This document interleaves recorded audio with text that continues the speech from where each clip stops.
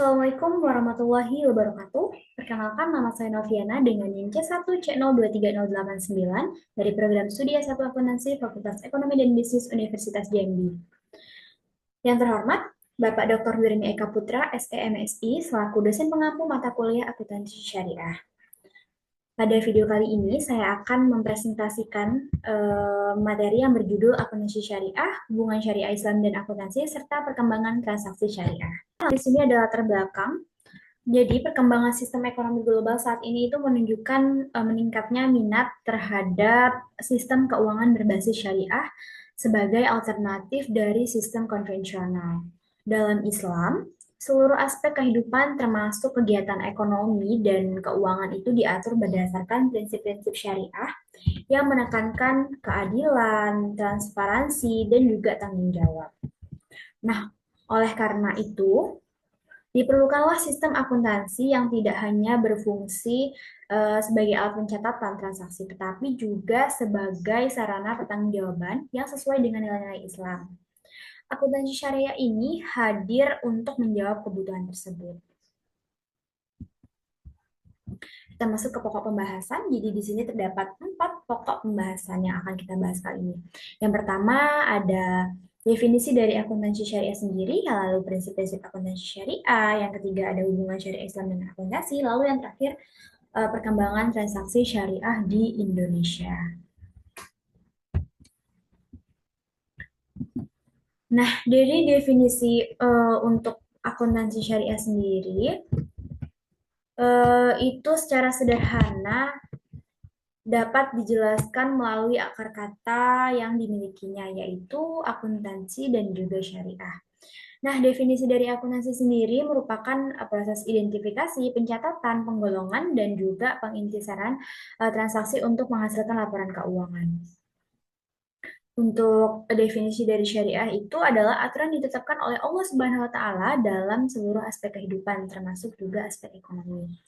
Nah, dari definisi tadi dapat kita artikan akuntansi syariah itu sebagai proses akuntansi atas transaksi-transaksi yang sesuai dengan aturan dan yang telah ditetapkan oleh Allah Subhanahu wa taala.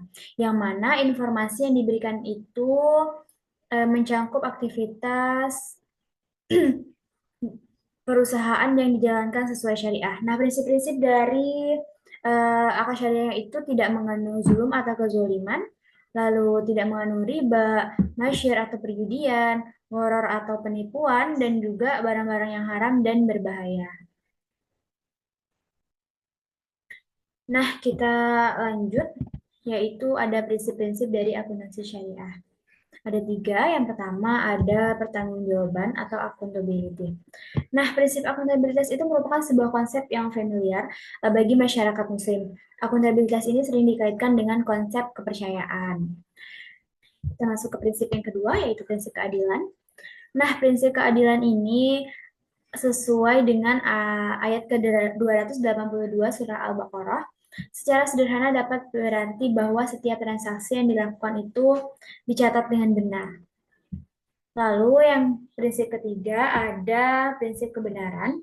Nah, prinsip kebenaran ini sebenarnya tidak bisa dilepaskan dengan prinsip keadilan. Sebagai contoh, misalnya dalam akuntansi, kita selalu dihadapkan pada masalah pengakuan dan pelaporan. Aktivitas ini akan dapat dilakukan dengan baik apabila dilandaskan pada nilai-nilai kebenaran. Kebenaran ini dapat diciptakan keadilan dalam mengakui, mengukur, dan melaporkan transaksi-transaksi ekonomi. Oke, next kita masuk ke hubungan syariah Islam dengan akuntansi. Letak hubungan antara syariah Islam dengan akuntansi. Syariah ini memberikan aturan dan prinsip-prinsip dasar dalam menjalankan aktivitas ekonomi.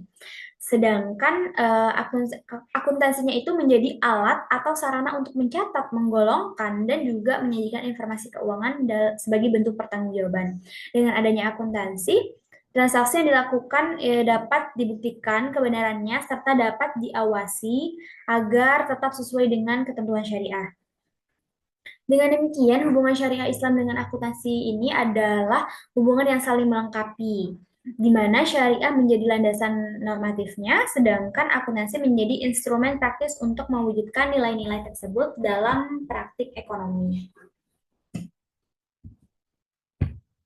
Oke, kita masuk pembahasan terakhir, yaitu perkembangan transaksi syariah. Untuk perkembangan transaksi syariah itu, eh, penelusuran sepintas sejarah Islam menyatakan bahwa akuntansi dalam Islam ini bukanlah suatu seni dan pengetahuan baru. Hal ini itu sebenarnya telah terlihat sejak peradaban Islam pertama yang memiliki Baitul Mal, yaitu lembaga keuangan yang berfungsi sebagai bendahara negara dan menjamin kesejahteraan masyarakat. Nah, sejak saat itu komunitas Muslim telah mengenal praktik akuntansi yang disebut Kitabat Al-Amwal.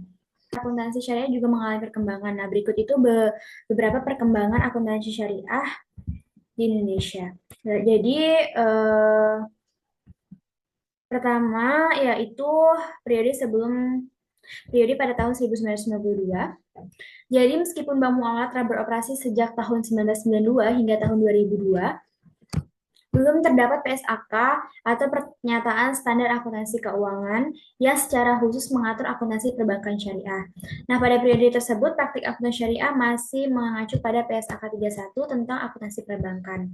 Selanjutnya yaitu pada periode 2002 hingga 2007, pada periode itu ini telah diterbitkan PSAK 59, yaitu tentang akuntansi perbankan syariah yang menjadi acuan akuntansi bagi bank umum syariah. Bank Pengkreditan Rakyat Syariah dan kantor cabang syariah sebagaimana tercantum dalam ruang lingkup PSAK tersebut. Lalu yang terakhir yaitu periode 2017 hingga sekarang.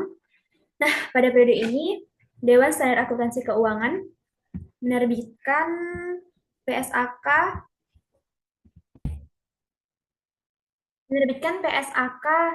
syariah sebagaimana penyempurnaan dari PSAK 59. Selain itu, terdapat kerangka dasar penyusunan dan penyajian laporan keuangan syariah. Nah, PSAK syariah ini digunakan baik oleh entitas syariah maupun entitas konvensional yang melakukan transaksi syariah, baik di sektor publik maupun sektor swasta. Nah, dengan demikian, saat ini transaksi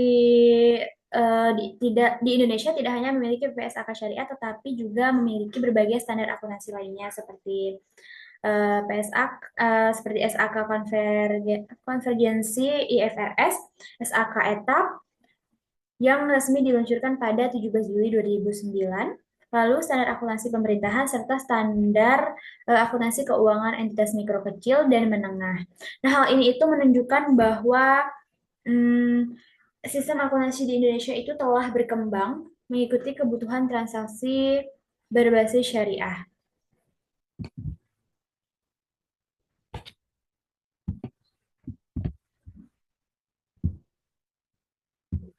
Nah, dari penjelasan yang telah saya paparkan tadi dapat disimpulkan bahwa akuntansi syariah ini merupakan proses pencatatan, penggolongan, dan pelaporan transaksi keuangan yang dilaksanakan berdasarkan aturan yang telah ditetapkan oleh Allah Subhanahu wa Ta'ala.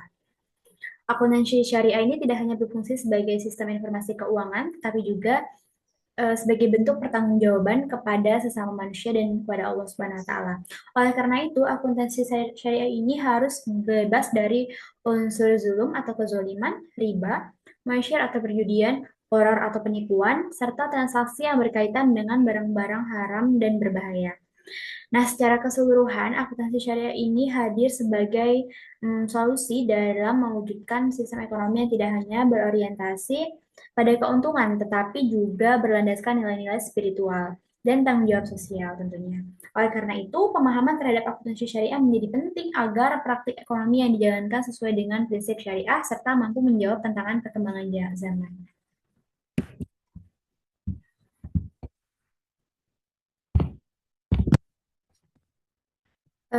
Sekian presentasi dari saya. Semoga apa yang saya sampaikan dapat bermanfaat bagi kita semua.